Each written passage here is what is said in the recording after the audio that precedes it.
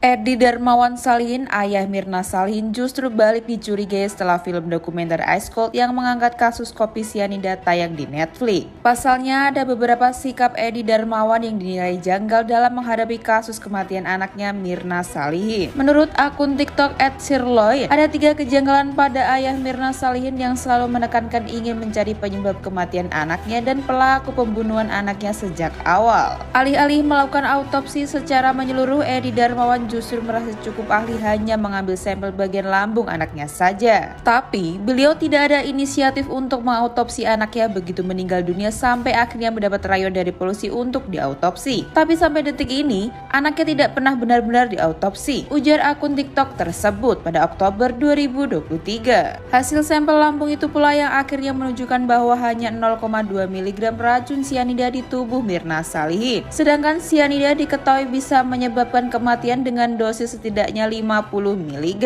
Kedua, ternyata di dalam tubuhnya Mirna ini hanya terdapat 0,2 mg dosis sianida, yang sebenarnya kita makan apel pun katanya 0,8 mg. Jadi nggak mungkin untuk orang tersebut meninggal, jelasnya. Meski begitu, Edi Darmawan tetap yakin bahwa anaknya meninggal dunia karena racun sianida, bukannya mencari tahu penyebab kematian lainnya. Hal inilah yang membuat sikapnya dinilai janggal. Nah, kalau beliau seorang ayah yang ingin mencari kebenaran, pastinya beliau cari tahu anaknya mati kenapa dan cepat-cepat diautopsi. Tapi beliau malah marah dan yakin anaknya mati karena sianida. Selain itu, sikap janggal lainnya terkait etika Edi Darmawan marah-marah. Ada seorang ahli menyatakan ciri-ciri orang meninggal akibat racun sianida adalah jenazah berwarna merah ceri. Sementara jenazah Mirna Salihin kala itu diketahui berwarna biru sehingga tidak sesuai dengan ciri-ciri tersebut. Edi Darmawan yang marah pun langsung berusaha menunjukkan bukti baru bahwa jenazah anaknya Mirna Salihin berwarna merah ceri. Terus ada ahli kimia bilang orang mati karena sianida itu bentuk mayatnya merah dan ini bentuk mayatnya biru. Ayahnya marah-marah kalau mukanya merah, jelasnya. Rupanya sejumlah warga juga menyoroti sikap aneh ayah Mirna Salihin, Edi Darmawan ini yang terungkap dalam film dokumenter Ice Cold tersebut.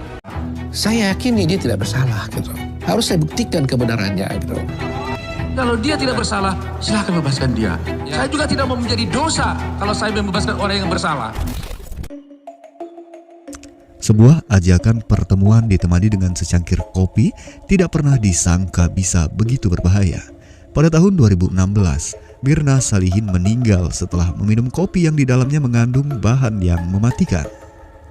Dengan saya Dev, selamat datang pada kisah yang kali ini merupakan narasi dari film dokumenter Netflix Ice Cold, Murder, Coffee, dan Jessica Kumala Wongso.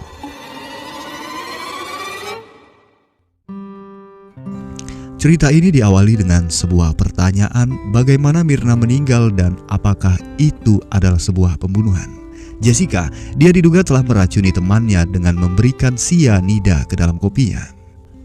Ayah dari Mirna Salihin, Bapak Edi Salihin meyakini bahwa kematian mendadak putrinya itu adalah terkait dengan pembunuhan berencana karena Mirna adalah perempuan yang sehat dan beliau sangat meyakini bahwa Jessica adalah pembunuh anaknya.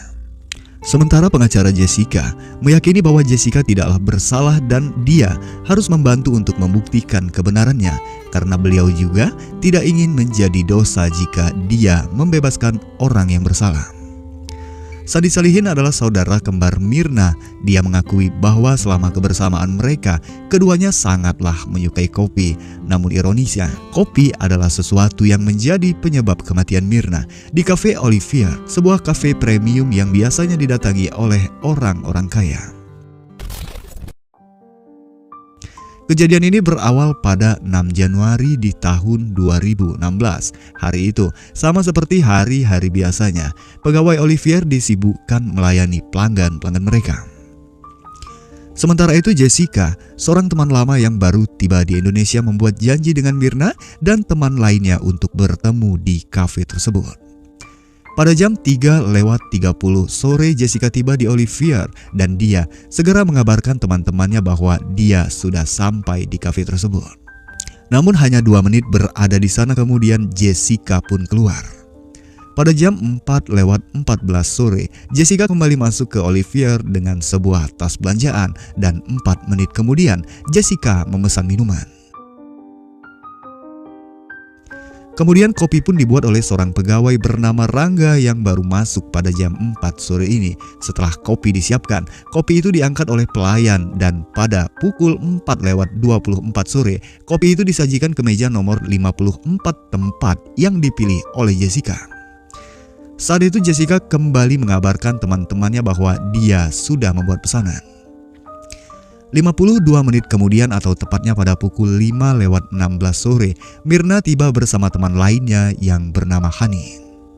Saat itu Devi, sang manajer Olivier, menyaksikan bahwa mereka terlihat saling mengenal dan tampak sangat akrab. Pada jam 5:18 menit, Myrna meminum kopi yang sudah tersedia dan hanya beberapa saat kemudian Myrna terlihat mulai kejang-kejang dan dia kesulitan bernafas. Dalam keadaan yang mengkhawatirkan itu, Devi berada di sana tepat bersebelahan dengan Jessica. Gelagat mencurigakan mulai terlihat ketika Devi menyadari bahwa Jessica tidak mau memegang Myrna, padahal dia berada persis di sampingnya. Sampai tiba-tiba Jessica mulai berbicara dan bertanya kepada Devi, "Kau memasukkan apa ke dalam minumannya?" Sontak saja pertanyaan itu mengejutkan Devi, dan dari pertanyaan itu jugalah Devi segera menduga bahwa ada sesuatu di dalam kopi Myrna. Sehingga kemudian Devi mencicipi sendiri kopi itu dan ternyata memang kopinya memiliki rasa yang aneh dan bau yang sangat busuk. Bahkan menurut Rangga, kopi itu berwarna sangat kuning seperti kunyit dan memiliki bau yang sangat menyengat. Mengetahui itu, Rangga yang panik segera mencicipi satu persatu bahan yang dia gunakan untuk membuat kopi. Tetapi Rangga, dia tidak menemukan ada yang salah pada bahannya, melainkan hanya kopi Myrna saja yang seperti itu. Pihak Olivier bergerak cepat untuk menyelamatkan Myrna dengan segera membawanya ke rumah sakit. Kabar ini tentu sangatlah mengejutkan bagi sang ayah. Beliau bahkan mencoba memberi Myrna nafas, namun Myrna sama sekali tidak lagi bergerak. Kesedihan juga dirasakan oleh Sandy yang ketika melihat wajah Myrna seolah saudarinya itu meminta pertolongannya. Sandy, dia sempat mencoba membangunkan Myrna sampai akhirnya dia disadarkan oleh dokter bahwa Myrna sudah meninggal pada saat itu. Sementara teman lainnya bernama Vera yang hari itu seharusnya juga bertemu dengan Myrna, tetapi dia telat karena Vera baru pulang bekerja pada jam 18.00. Sesaat setelah pulang bekerja, Vera mengirim pesan ke grup WhatsApp mereka bahwa ia baru akan berangkat. Tetapi saat itu Jessica segera menjawab bahwa Myrna sudah meninggal. Vera seperti tidak percaya karena pada jam 5 dia baru saja mengirim pesan dan mereka juga tentu baru sampai di kafe itu. Singkat cerita, pada akhirnya teman-teman Myrna berkumpul menjenguk di rumah sakit Abdiwaluyo. Di sana, Bapak Edi melihat mereka semua menangis. Mengetahui Myrna meninggal karena kopi, beliau sempat menanyakan minuman apa yang diminum oleh Jessica. Saat itu Jessica mengatakan bahwa dia hanya meminum air mineral, yang kemudian pengakuan itu diketahui bohong karena sebenarnya Jessica memesan koktail dan sazerac. Kebohongan pertama Jessica inilah yang membuat Edi mulai menaruh kecurigaan kepada Jessica. 9 Januari 2016, hari itu Myrna dibawa dari rumah sakit Abdiwaluyo menuju ke rumah duka. Saat itu, tiba-tiba polisi mengatakan bahwa kematian Myrna kemungkinan karena diracun oleh seseorang. Untuk mengetahui lebih lanjut, maka polisi menyarankan untuk dilakukan otopsi. Pada awalnya, pihak keluarga tidak tega untuk melakukan proses ini.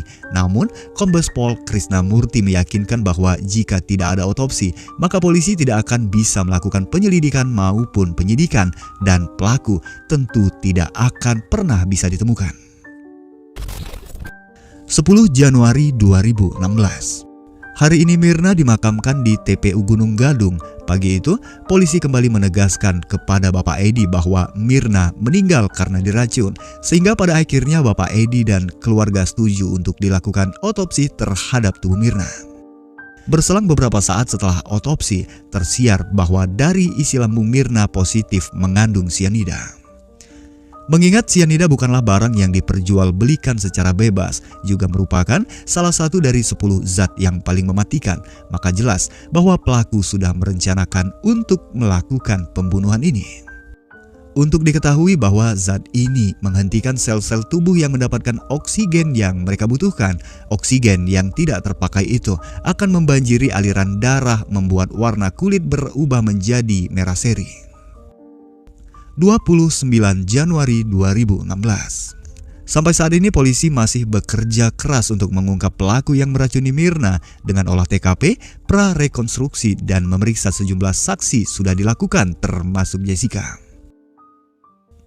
Dalam sebuah wawancara dengan reporter stasiun televisi, Jessica sempat mengeluarkan pernyataan untuk pelaku bahwa jika kamu berbuat jahat maka suatu hari kamu pasti akan tertangkap.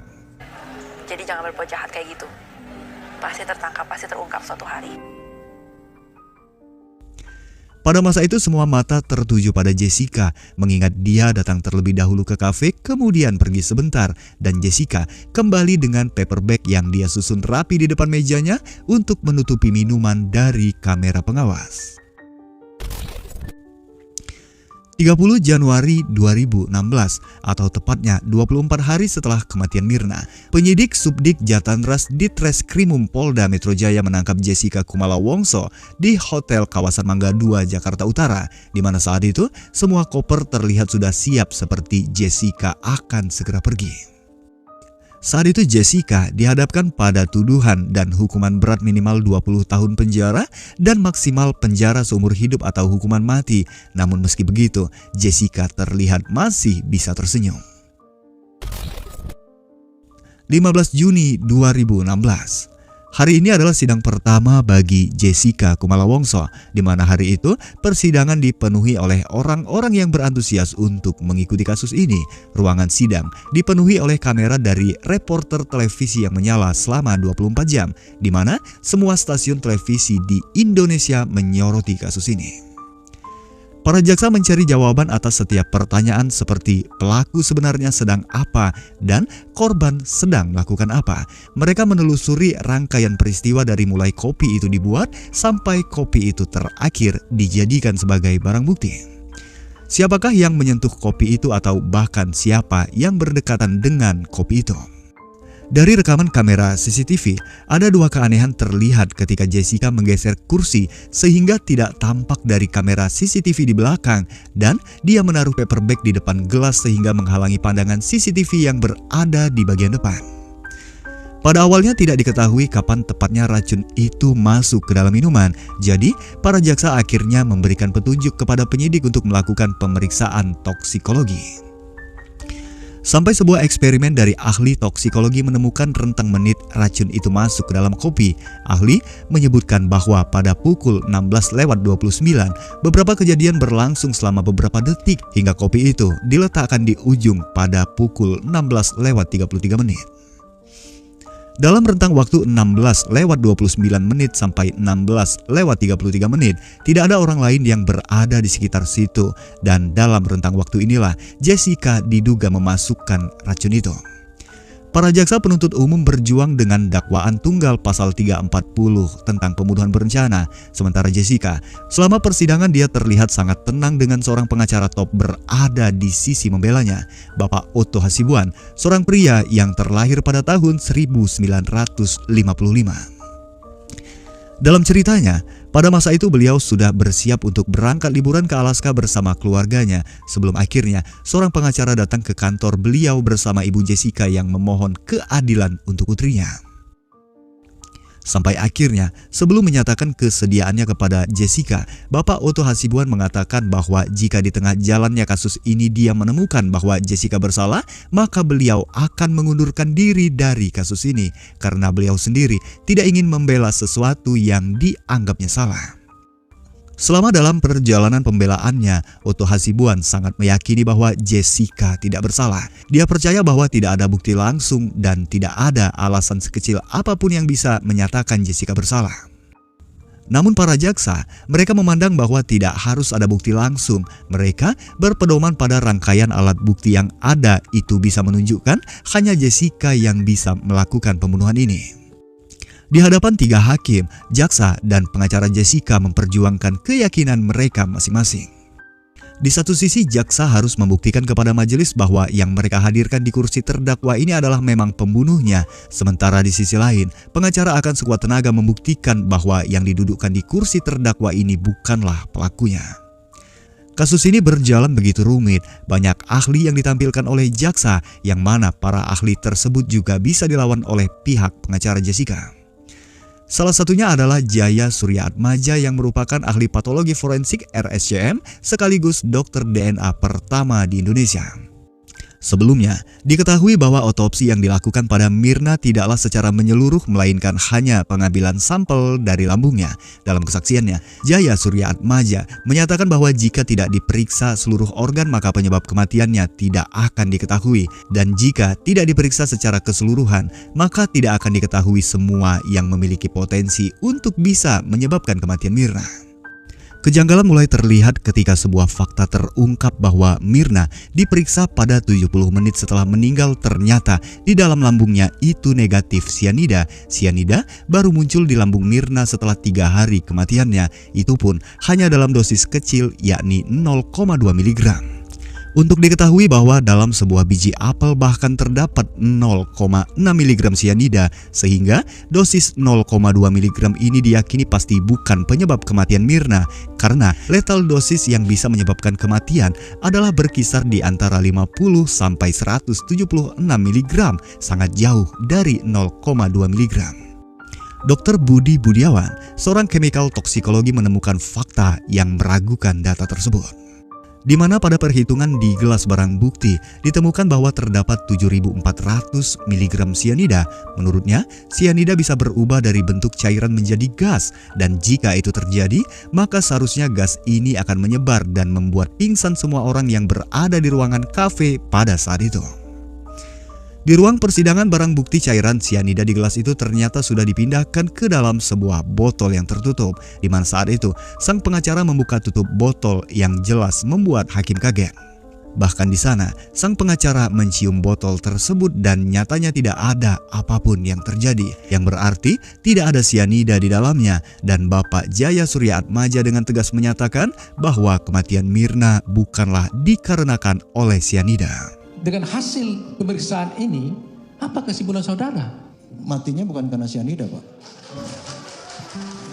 Hal ini cukup mempengaruhi opini publik yang perlahan mulai meyakini bahwa sebenarnya Jessica tidaklah bersalah. Bahkan seorang penggemar kasus bernama Del yang sebelumnya percaya Jessica bersalah, kini dia memiliki 60% keyakinan bahwa Jessica tidak bersalah. Sebelum memberikan kesaksiannya, Jaya Suryaatmaja adalah dokter pertama yang melihat Mirna 2 jam setelah meninggal, dan dia melihat wajah Mirna berwarna biru. Juga saat itu beredar banyak foto muka Mirna setelah meninggal berwarna biru. Saat di pengadilan, beliau menjelaskan bahwa efek kematian sianida adalah tubuh korban berwarna merah seri, bukan biru seperti yang dilihatnya pada Mirna dan juga pada foto yang beredar. Namun, tak lama setelah memberikan pernyataan itu, kembali beredar foto yang sama dengan muka Mirna yang sudah menjadi warna merah. Foto itu diserahkan oleh Bapak Edi kepada pengadilan yang dinilai oleh tim pengacara bahwa foto itu tidak sah untuk dijadikan sebagai alat bukti. Sepupu Jessica, yang juga merupakan tim pengacara, mengenal Jessica sejak kecil sebagai orang yang baik. Jessica tidak pernah berkelahi, apalagi membuat onar. Proses pengadilan terus berjalan sampai persidangan ke-20. Suasana semakin terasa tegang, di mana saat ini kedua belah pihak masing-masing memiliki pendukung yang berat. Tidak hanya di dalam ruang persidangan, perbedaan pendapat juga terjadi di kalangan masyarakat luas. Tim pengacara kemudian juga mengundang seorang ahli patologi forensik bernama Beng Beng Ong dari Australia. Dalam kesaksiannya, Mr. Beng Beng menyatakan bahwa ini bukanlah sebuah kasus, melainkan sebuah kematian alami. Namun tim jaksa penuntut melawan dengan melaporkan bahwa Beng Beng melakukan pelanggaran imigrasi, sehingga pada akhirnya Beng Beng Ong harus dideportasi dan dicekal masuk ke Indonesia selama 6 bulan. Tentu saja hal ini mengecewakan bagi Otto Hasibuan yang memandang bahwa perbuatan itu tidaklah profesional dan tidak patut dari sudut pandang keadilan dan kebenaran. Dan sejak saat itulah Otto Hasibuan merasa ada yang tidak beres, banyak kejanggalan, dan beliau sudah melihat kekalahan di depan matanya. Meski di dalam hatinya dia tetap meyakini bahwa Jessica tidaklah bersalah, semua tuduhan hanya bersifat dugaan tanpa bukti langsung. Profesor Eddie menilai bahwa kekalahan tim pengacara Jessica adalah karena mereka tidak bisa membuktikan dan meyakinkan hakim bahwa Jessica bukanlah pembunuhnya. Banyak keanehan, bahkan seorang ahli menggunakan dasar teori empiris studi bintang film di Amerika dan sebagainya untuk menilai Jessica hanya dengan melihat bentuk wajah seperti mata, hidung dan sebagainya. Dia dengan berani menyatakan bahwa Jessica adalah tipe orang pendendam. Pernyataan itu dibantah oleh Reza Indragiri, seorang forensik psikologis yang menganggap bahwa itu adalah hanya teori usang. Seorang jurnalis bernama Christian Grigg yang mewawancarai Jessica memandang bahwa Jessica adalah anak perempuan yang sangat manja. Bahkan terkadang Jessica makan harus disuapi oleh ibunya. Jessica tidaklah seperti seseorang yang bisa membunuh. Ini sangat kontradiktif dengan tuduhan psikolog yang menggambarkan Jessica sebagai orang yang terstruktur dan bisa menyusun rencana sedemikian rapi. Sidang di pengadilan juga menghadirkan saksi polisi dari Australia yang menyebutkan di antaranya ada 14 kasus yang melibatkan nama Jessica Kumala Wongso di kepolisian Australia. Jessica juga pernah melakukan upaya untuk mengakhiri hidupnya dengan menabrakkan mobilnya ke bangunan panti jompo. Tidak hanya itu, Jessica juga pernah berselisih dengan atasan di tempat kerjanya dan sebuah pernyataan pernah keluar dari mulut Jessica.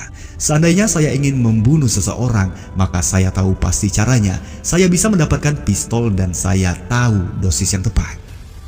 Ketika Jessica menjalani pemeriksaan di Rumah Sakit Cipto Mangunkusumo, ditemukan obat antidepresan yang digunakan untuk pasien yang menderita gangguan jiwa. Tetapi tim pengacara menganggap semua hal itu adalah persoalan lain. Bahkan Reza Indragiri menganggap bahwa orang-orang terlalu semena-mena dalam menilai kondisi psikologis seseorang sebagai dasar untuk menghakiminya.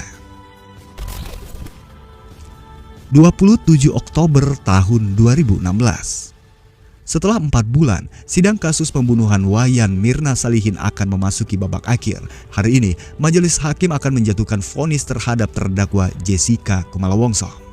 Dalam keputusannya, hakim menyatakan bahwa terdakwa Jessica Kumala Wongso telah terbukti secara sah dan meyakinkan bersalah melakukan tindak pidana pembunuhan berencana. Karenanya, pengadilan menjatuhkan pidana terhadap terdakwa tersebut dengan pidana penjara selama 20 tahun kurungan penjara. Jessica juga sempat dihadirkan dalam wawancara pembuatan dokumenter ini, namun sesi di stop pada menit ke-32. Pihak berwenang juga memblokir semua wawancara yang ditujukan dengan Jessica untuk kepentingan film dokumenter ini. Karenanya beberapa pihak merasa bahwa kebijakan ini cukup mengherankan karena pada kasus lainnya bahkan seorang teroris pun bisa diwawancarai. Tetapi pihak berwenang memiliki alasannya, seperti karena menilai bahwa Jessica telah bercerita terlalu jauh tentang kasusnya. Juga, izin tidak diberikan karena tidak berkaitan dengan pembinaan. Untuk diketahui bahwa wawancara kepada narapidana hanya diizinkan selama berkaitan dengan pembinaan, sebagaimana diatur dalam Undang-Undang Nomor 22 Tahun 2022 tentang Pemasyarakatan dan Undang-Undang Nomor 40 Tahun 99 tentang Pers. Alasan lainnya adalah karena wawancara ini dilakukan pada masa pandemi sehingga diterapkan pembatasan peliputan termasuk kunjungan keluarga terhadap narapidana yang hanya bisa dilakukan secara virtual. Sehingga dalam kunjungan itu Jessica hanya memberikan buku harian yang sejauh ini sudah ditulisnya. Jadi mari bahas sedikit saat aku berada di Australia. Tempat itu berarti bagiku karena sebagian besar kenanganku yang sangat manis dan yang sangat pahit terjadi di sana. Yang bisa kukatakan hanyalah aku hilang arah, tidak dewasa, dan memprioritaskan hal-hal yang salah. Segala macam perkataan mereka tentang aku berujung pada satu hal, aku menyakiti diriku sendiri. Kenapa aku harus terbang melintasi lautan untuk menyakiti temanku yang tidak ada kaitannya dengan apapun dalam hidupku pada siang bolong di tempat umum? Saatnya membahas hari saat kami seharusnya bertemu untuk mengopi. Mereka merasa curiga karena aku memesan sebelum teman-temanku datang. Aku tak menduga mereka akan tiba 40 menit kemudian. Mereka juga merasa curiga saat aku memindahkan paper bag. Aku hanya merasa bosan. Rekaman aku masuk dan keluar kafe diputar berulang-ulang. Namun, rekaman polisi masuk dan keluar kafe dengan barang bukti dikatakan telah dihapus secara permanen. Apakah kini giliranku untuk curiga? Aku sadar situasinya telah menjadi tidak terkendali saat kami melihat berita di televisi. Media mulai mengintai rumah kami. Kami harus sembunyi-sembunyi untuk masuk ke rumah kami sendiri. Beberapa hari kemudian, aku ditangkap. Aku menghabiskan malam berbaring di lantai yang keras dan dingin sambil menatap ruang kosong. Satu hal yang pasti, dunia telah runtuh menimpaku. Pengacara memiliki kecurigaan bahwa ada seseorang yang ingin menjebak Jessica. Semua itu berdasarkan keanehan prosedur pemeriksaan barang bukti dan pembuktian-pembuktian yang dilakukan di persidangan. Dan setiap kali pengacara melakukan terobosan untuk bisa membuktikan sebaliknya, beliau merasa selalu dipotong oleh mereka sehingga muncul pertanyaan, ada apakah sebenarnya? Mungkin ada suatu pihak tertentu yang menginginkan Jessica ini harus dihukum. Beliau memiliki cerita yang lebih dalam, tetapi tentu tidak semua itu bisa diceritakan karena kurangnya bukti untuk menampilkan itu. Bahkan dalam pengakuannya, Reza mengakui bahwa ada pihak tertentu yang kemudian menelpon dirinya dan memintanya untuk berhenti berbicara. Ada pihak tertentu yang suatu hari memasukkan uang ke dalam tasnya yang dapat ditafsirkan bahwa uang itu adalah sebuah cara agar dia tidak banyak bicara dalam kasus ini. Erasmus Napitupulu, seorang eksekutif direktur, menyadari bahwa pengakuannya ini akan menjadi kontroversi, tetapi menurut dirinya dan menurut penelitian yang dilakukan oleh ICJR, bisa jadi Jessica dinyatakan bersalah karena memang harus ada orang yang bersalah dari kematian seseorang. Jadi dalam konteks itu, polisi dan jaksa tidak bisa menemukan siapa tersangka lainnya. Saat ini Jessica telah menjalani kurang dari separuh masa hukuman 20 tahunnya dan Jessica telah menggunakan semua opsi banding. Narasi ini berakhir beriringan dengan buku harian Jessica yang ditutup dengan sebuah pertanyaan yang muncul di hatinya. Saat aku bertemu orang baru, aku selalu berpikir apakah mereka menganggap aku seorang pembunuh. Sejujurnya, aku bertanya-tanya apakah mereka percaya aku membunuh Myrna atau tidak.